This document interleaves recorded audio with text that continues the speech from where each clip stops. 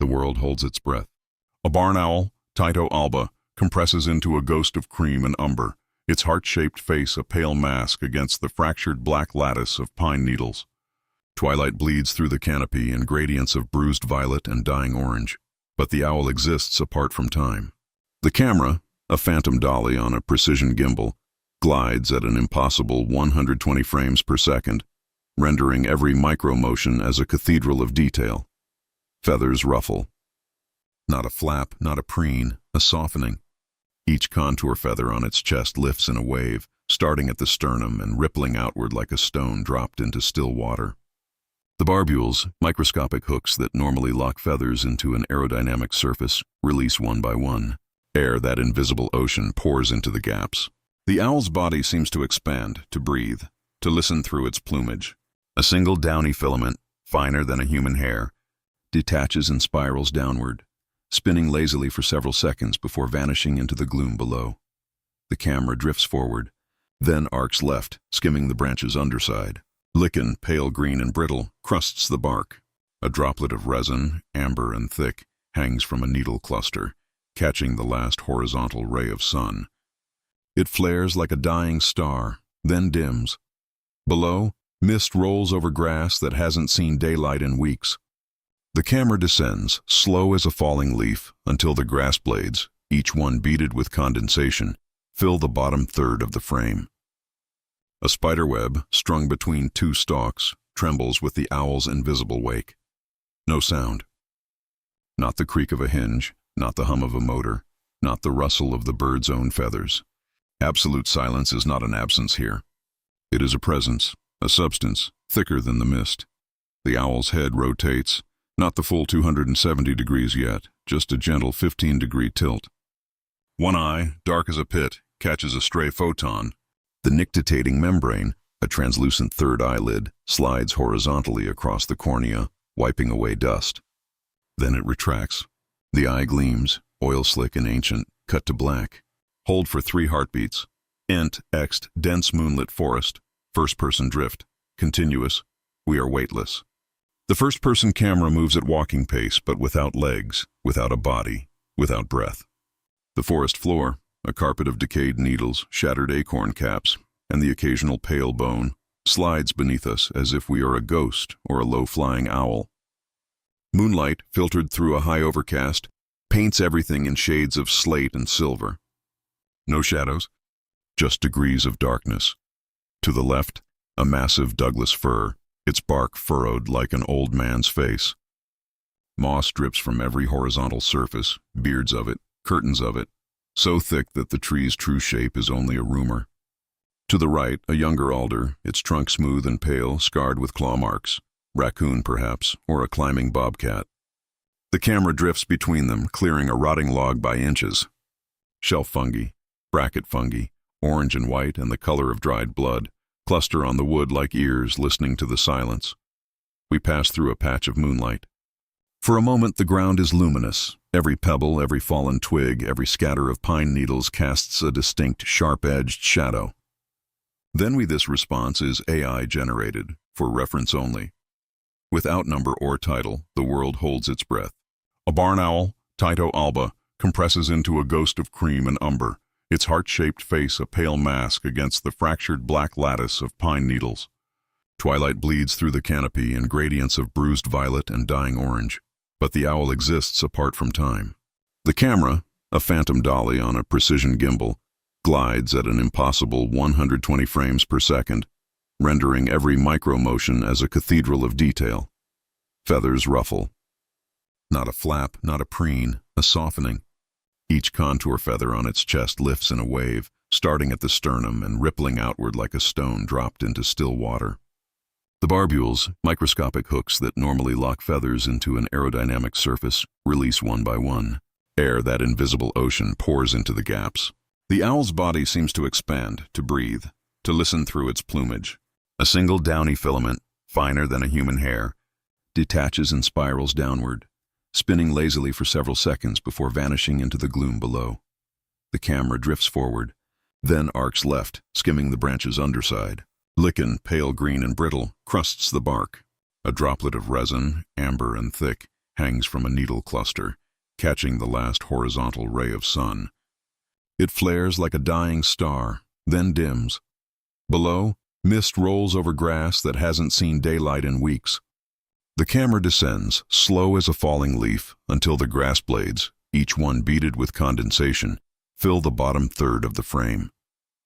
A spiderweb, strung between two stalks, trembles with the owl's invisible wake. No sound. Not the creak of a hinge, not the hum of a motor, not the rustle of the bird's own feathers. Absolute silence is not an absence here. It is a presence, a substance, thicker than the mist.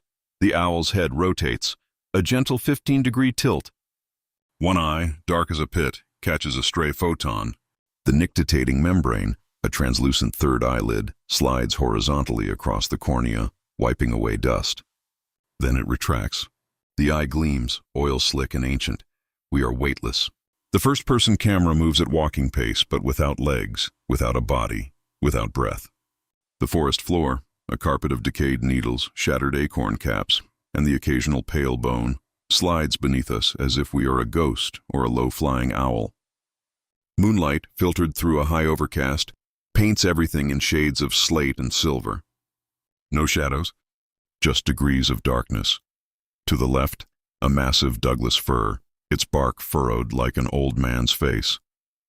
Moss drips from every horizontal surface, beards of it, curtains of it, so thick that the tree's true shape is only a rumor.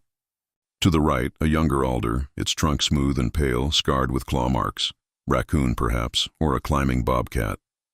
The camera drifts between them, clearing a rotting log by inches.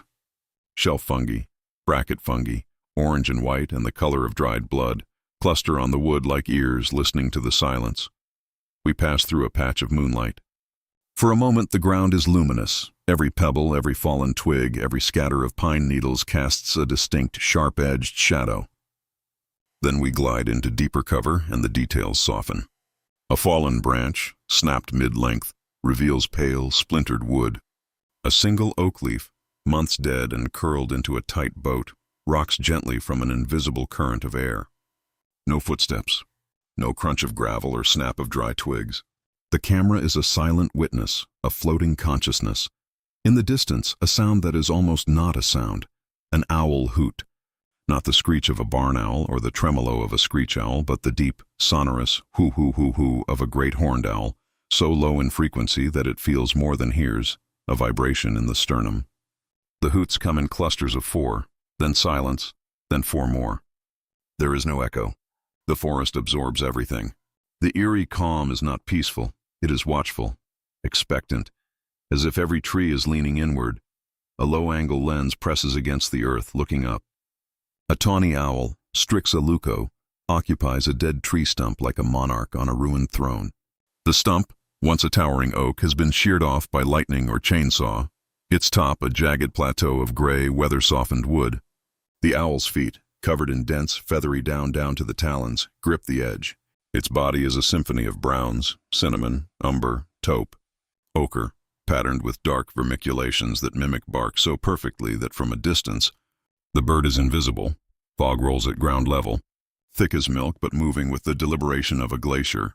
It pours over the stump's base, wraps around a fallen log, and spills into a shallow depression. The fog is cold. We can almost feel it on our skin. Above, the stars are not static. They drift with almost imperceptible slowness, a testament to the passage of real time, not compressed cinematic time. Orion's belt slides behind a high, thin branch. Sirius, blue-white and brilliant, pulses gently. The tawny owl blinks. Not a rapid blink, not a nervous blink. A slow, deliberate lowering of the upper eyelid, like a theater curtain descending at the end of a long act. The eye disappears for a full second, an eternity in the language of predators. When it reopens, the pupil has expanded. The iris, a deep molten gold, catches starlight and holds it. The owl's other eye remains fixed, unblinking, scanning a sector of the forest that we cannot see.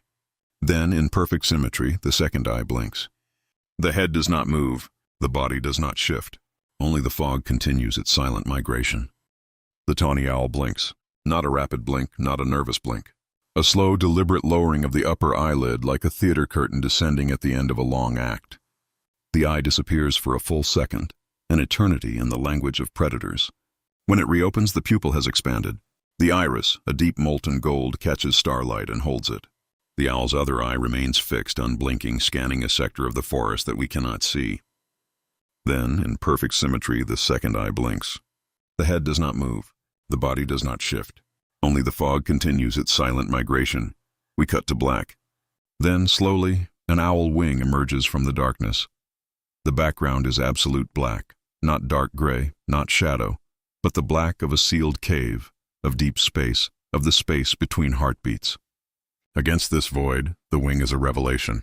It belongs to a barn owl, mid-downstroke, frozen at the exact moment when the primary feathers have achieved full extension but have not yet begun to cup air. The leading edge is smooth, almost sharp, while the trailing edge is a comb of serrations, each barb separated from its neighbor by a microscopic gap. Silver rim light traces every contour. The light source is unseen, perhaps a high gibbous moon, perhaps a single LED panel positioned at a precise angle. It catches the rachis, the central shaft of each feather, and turns it into a filament of liquid metal. It skims the barbules, highlighting their overlapping shingle pattern. It pools in the V-shaped notches of the primaries, creating tiny crescents of brilliance. The serrations are visible even without magnification. These are the silent flight adaptations that make owls the ghosts of the night sky. Each serration, no wider than a human hair, breaks up turbulent airflow into micro-eddies, dissipating sound before it can form. In this frozen moment, we can study them like a biologist under a microscope.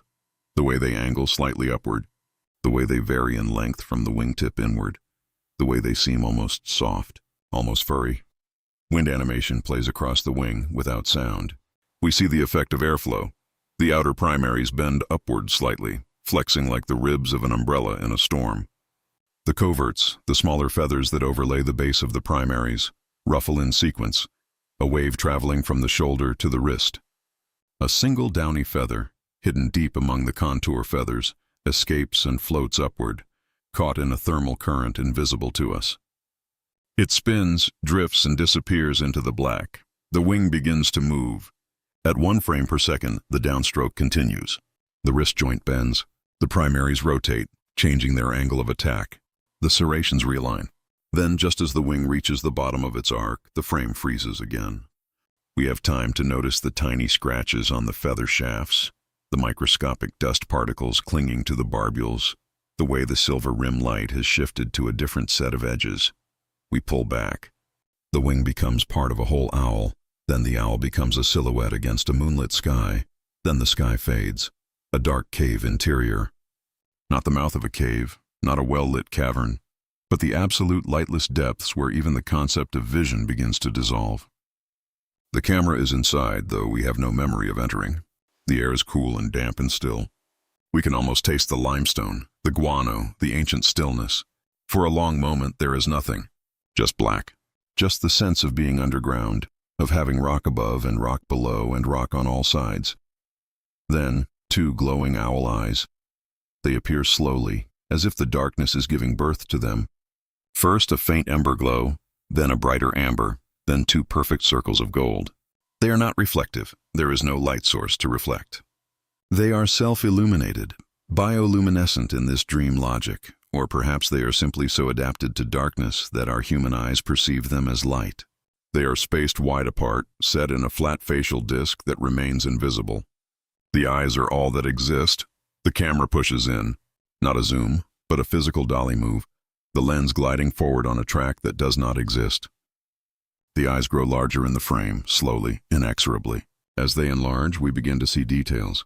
The iris is not solid gold, but a tapestry of fine lines, radiating from the pupil like the rings of a tree or the contours of a fingerprint.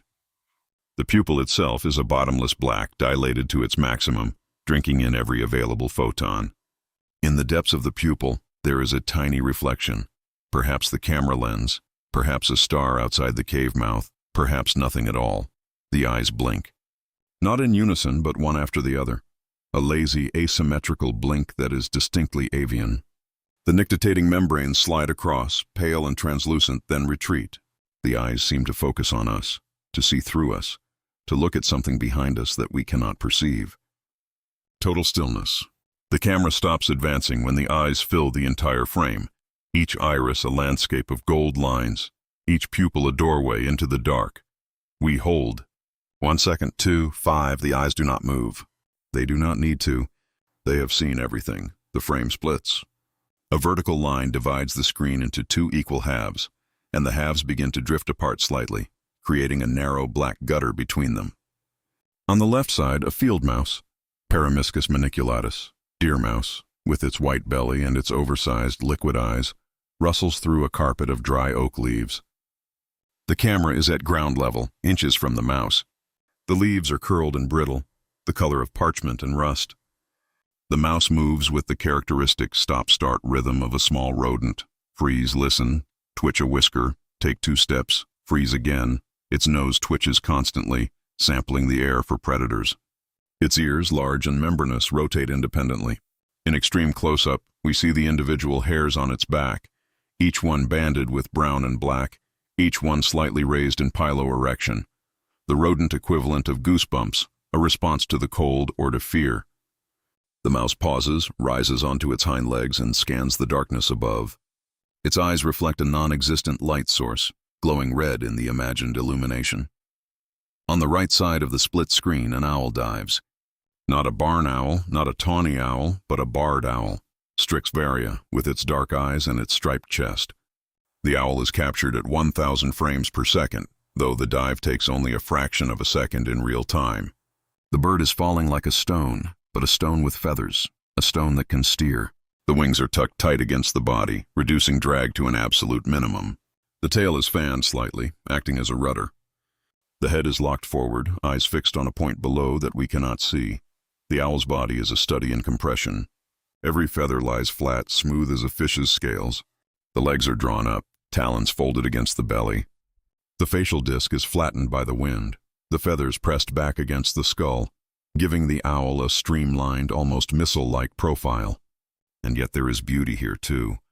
The subtle barring on the chest, the concentric rings around the eyes, the way the light catches the edges of the primaries. The 2 halves of the screen move in synchrony but with different rhythms.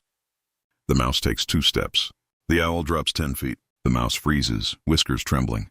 The owl adjusts its angle by a single degree, imperceptible but crucial. The mouse scratches its ear with a hind foot, quick and nervous. The owl's pupils dilate, expanding to capture more light, more detail, more information about the trajectory of its prey. Tension builds through contrast. The left side is all micro-movements, tiny adjustments, the infinite caution of a prey animal.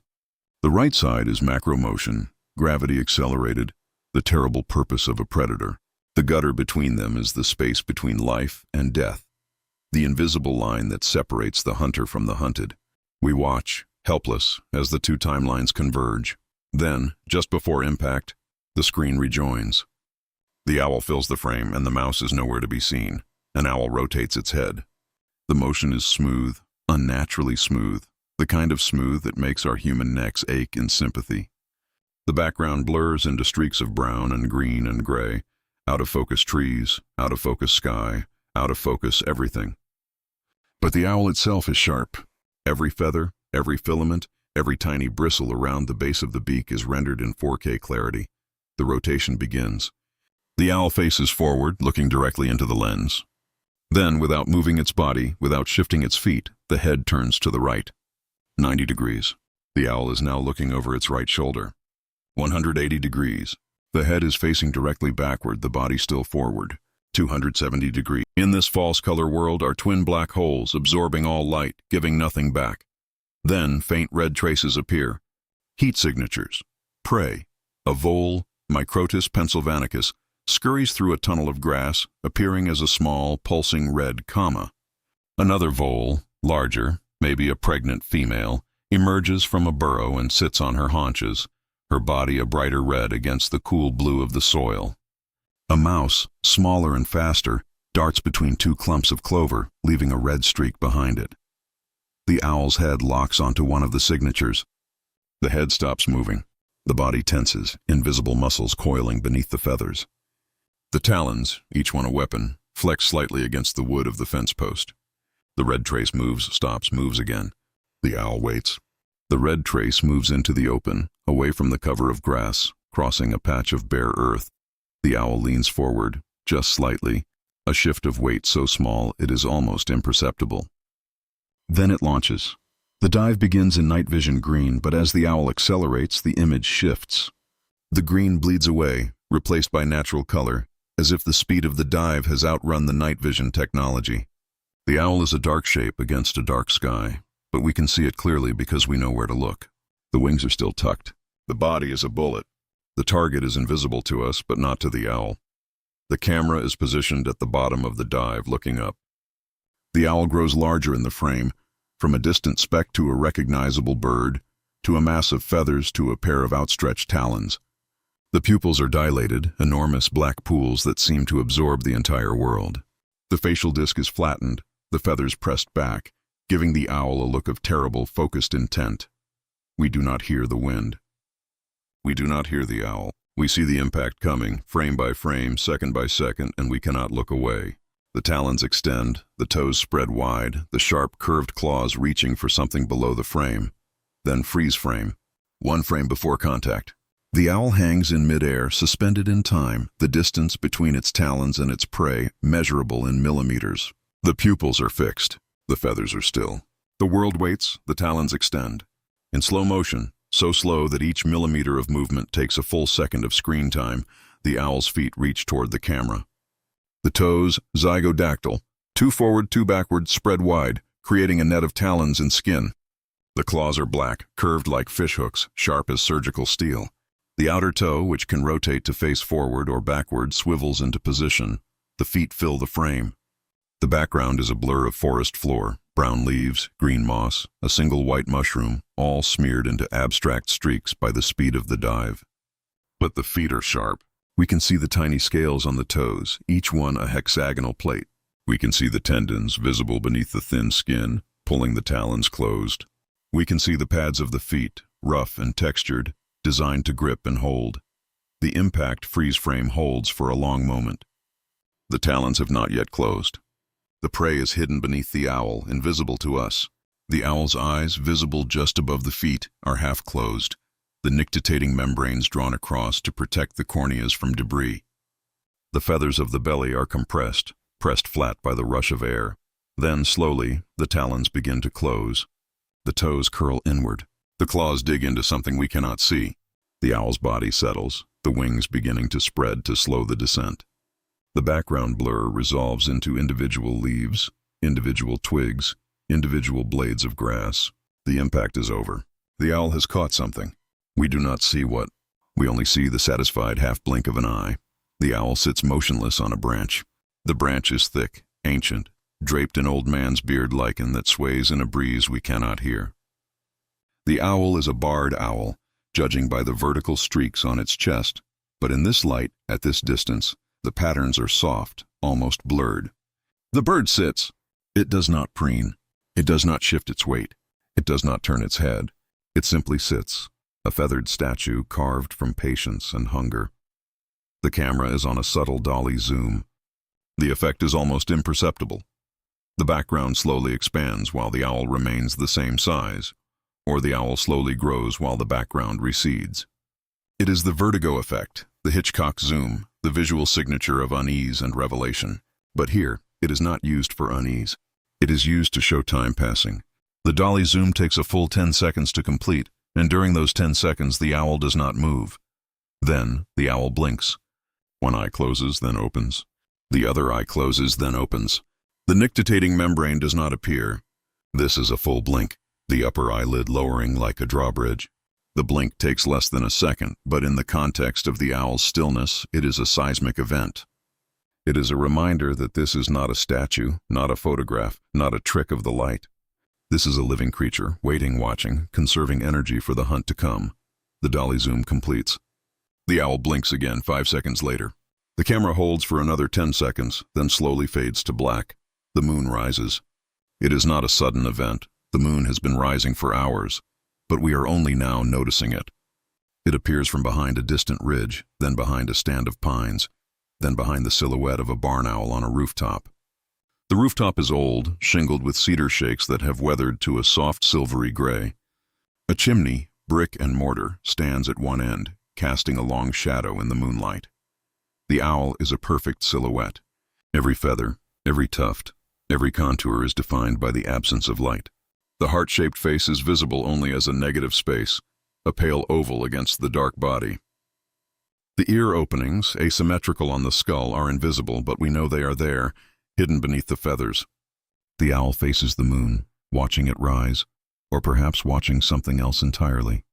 Clouds drift slowly behind the owl.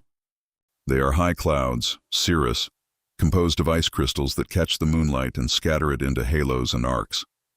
They move at different speeds, different altitudes, creating a layered, dreamlike effect. The lowest clouds move fastest, pushed by a jet stream we cannot feel. The highest clouds are almost stationary, frozen in place like the owl itself, no other movement in the frame. The rooftop does not shift. The chimney does not lean. The owl does not turn its head or blink or breathe. The only motion is the moon rising and the clouds drifting, a reminder that time is passing even when nothing seems to happen. The shot holds for 30 seconds, a full 30 seconds of stillness and silence. Then, as the moon clears the last cloud and shines directly on the owl, the bird's head turns, just a fraction, just a few degrees, and the silhouette becomes something more, a promise, a threat, a prayer. The owl glides just inches above tall grass. The grass is bluestem and dropagon, 5 feet tall and still green despite the lateness of the season. The camera is positioned to the side, tracking alongside the owl, matching its speed and altitude. The owl's wings are spread wide, a full wingspan of nearly 4 feet, the tips of the primaries brushing the grass on each side. The grass sways below. Not from the owl's passage. The owl is too silent, too careful, too aware of its own wake. The grass sways because the camera's motion creates a breeze, or because the owl's shadow passes over it, or because the world is never truly still. The stalks bend and straighten, a wave motion that travels across the field like a message in an unknown language. But no sound comes from the owl. The wings do not flap, the feathers do not rustle, the air does not whistle through the serrations. The owl is a ghost, a hallucination, a hole in the fabric of the night. We see it, we know it is there, but our ears refuse to believe. The silence is so complete, so absolute, that we begin to doubt our own senses. The owl glides past a patch of wildflowers, asters, goldenrod, the last blooms of autumn. A moth, disturbed by the owl's shadow, flutters upward, then settles again. A grasshopper perched on a seed head does not move. The owl's shadow passes over it, and the grasshopper remains still, trusting in its camouflage, unaware that the predator above is blind to color and sees only motion. The gliding continues for 20 seconds, 30, 40. The owl does not change altitude. The wings do not adjust. The head does not turn.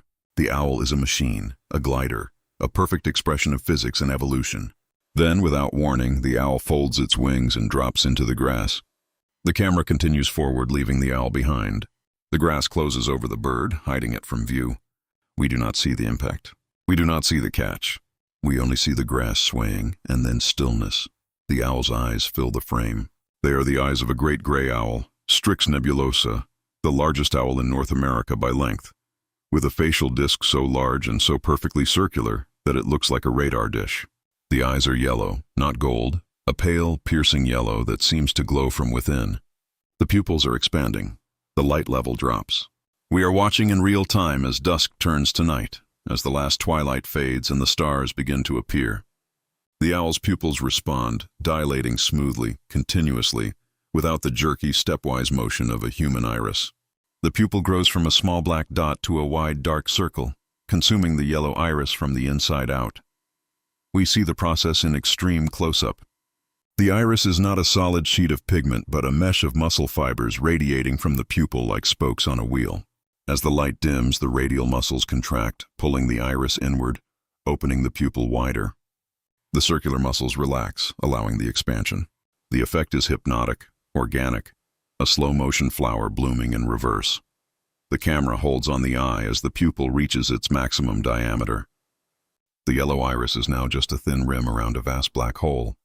In the depths of the pupil, we see reflections. The stars above, the trees around, perhaps the camera itself, tiny and inverted. The owl blinks, and the nictitating membrane slides across, wiping the eye clean.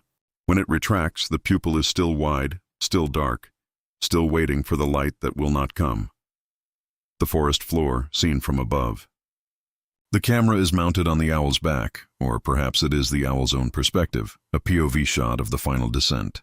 The ground rushes up, a mosaic of leaves and twigs and moss and stone.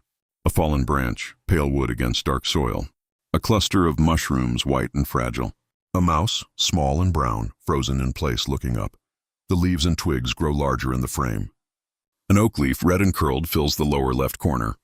A pine needle, straight and sharp, crosses the center. A patch of bare earth, dark and damp, expands to fill half the frame. The mouse is visible for a moment, then disappears beneath the owl's body. The talons touch the ground. We see them enter the frame from above, the toes spread wide, the claws extended. They touch the earth without sound, no thud, no crunch, no rustle of leaves. The talons close around something soft and warm. The owl's body settles, the wings folding, the head lowering. Then silence. The camera holds on the forest floor. A single leaf, disturbed by the impact, spins slowly to the ground. A beetle, oblivious to the drama, crawls across a patch of moss. The mouse is gone. The owl is still. The forest does not care. The owl is perched in a hollow tree cavity. The tree is an old cottonwood, populous deltoids, its trunk hollowed by decades of decay and woodpecker excavation. The cavity entrance is a dark oval, irregular, framed by bark that peels away in long, fibrous strips. From the outside, 20 feet away, we see nothing but darkness. Then, eyeshine. 2 points of light, pale and distant, reflecting the moon or a star or some unseen source. The eyeshine is not bright. It is a suggestion, a rumor, a possibility. We are not sure if we are seeing eyes or imagining them. The camera pushes in, slowly, cautiously, as if approaching a wild animal that might startle at any moment. As we get closer, the eyeshine resolves into 2 distinct orbs. They are set wide apart, low on the face, the eyes of a burrowing owl. Athene cunicularia, though we cannot know that from this distance. The eyes blink, one after the other, and the eyeshine disappears, then returns. The owl is watching us. The owl has been watching us all along. The camera stops at the entrance to the cavity. The owl is barely visible, a suggestion of a face, a hint of a beak, a shadow within a shadow. Only the eyes give it away, 2 pale flames burning in the dark. Then the owl retreats, moving backward into the cavity, and the eyes grow smaller and smaller until they are just 2 points of light, then 1, then none. The cavity is empty. The tree is hollow. The night is dark, tracking shot alongside an owl flying parallel to a cliff face at night. The cliff is limestone, pale and sheer, rising 200 feet from a talus slope of broken rock. The owl is a short-eared owl, Osseo flammeus, with its mottled brown plumage and its dark wrist patches. The owl flies at a constant speed, matching the camera's tracking vehicle, though there is no vehicle, no road, no sound. Moonlight reflects off the owl's feathers. The light catches the edges of the primaries, turning them silver. It skims the back, illuminating the fine barring. It pools in the shallow depressions of the facial disc, creating shadows that define the contours of the skull. The owl's head turns just slightly to look at the cliff. Perhaps it is searching for nesting ledges. Perhaps it is admiring its own reflection in a patch of mica. Perhaps it is not looking at the cliff at all, but at something on the cliff. Something we cannot see. The cliff face scrolls past in the background. Lichen, orange and black, crust the stone. A crack, vertical and narrow, splits the rock from top to bottom. A small cave, no deeper than an arm's length, contains a single bat, hanging upside down, sleeping. The bat does not wake as the owl passes. The owl does not notice the bat. The world is full of missed opportunities and silent hunters. The tracking shot continues for a full minute. The owl does not tire. The cliff does not end. The moonlight does not fade. Then, without warning, the owl banks left and disappears over the top of the cliff.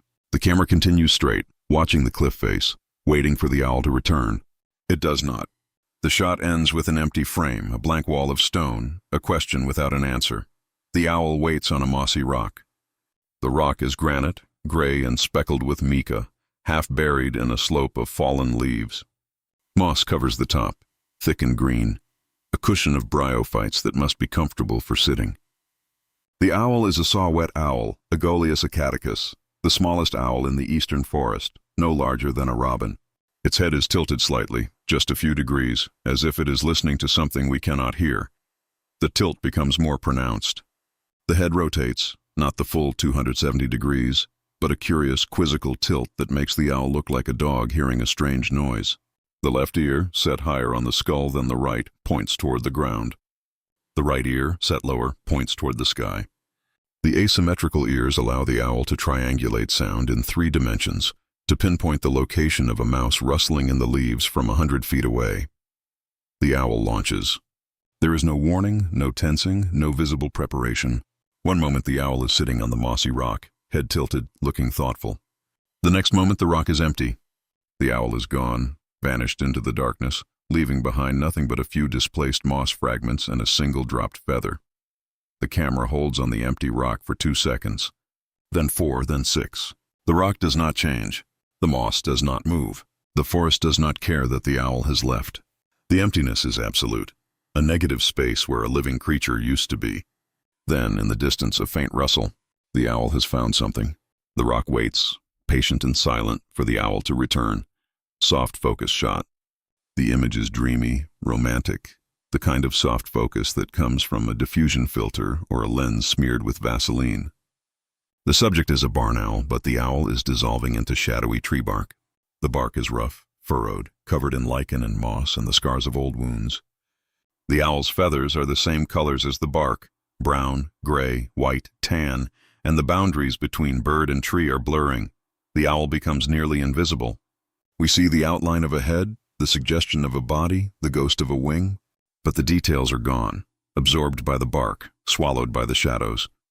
The owl is a master of camouflage, a creature that exists in the space between visibility and concealment, a shape that the eye wants to see but cannot quite find. Then, the eyes open. 2 golden circles appear in the middle of the bark, bright and sharp and impossible to ignore. The eyes are not soft. They are not dreamy. They are hyper-real, razor-sharp, focused on something beyond the frame. The contrast between the soft, dissolving body and the sharp, staring eyes is jarring, unsettling, beautiful. The eyes blink. The soft focus remains. The owl is still invisible, still dissolved into the bark, still a ghost. But the eyes are watching. The eyes are always watching, a wide shot of a silent, nocturnal forest. The frame is dominated by trees, pines, oaks, maples, birches, arranged in layers that recede into the distance. The foreground is dark, almost black. The middle ground is a gradient of grays, and the background is a pale, misty silver where the moonlight filters through. The stars are out, thousands of them, millions of them, the Milky Way a hazy band across the sky. An owl crosses the frame. It enters from the top left corner, a small dark shape against the lighter sky. It glides across the diagonal, from top left to bottom right, a straight line of silent flight. The wings do not flap. The body does not bob. The owl is a glider, a paper airplane, a thrown stone in slow motion.